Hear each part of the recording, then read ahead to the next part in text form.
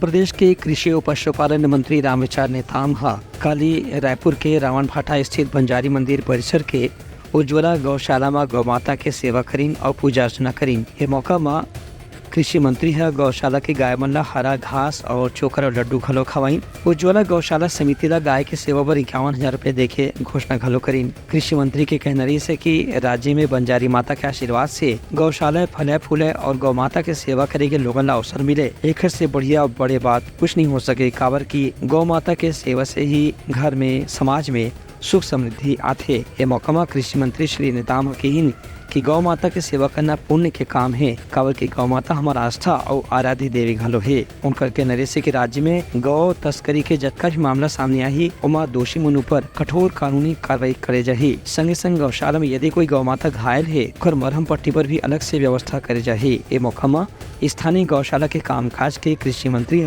सराहना घलो करीन। Bureau report, Uttarakhand news.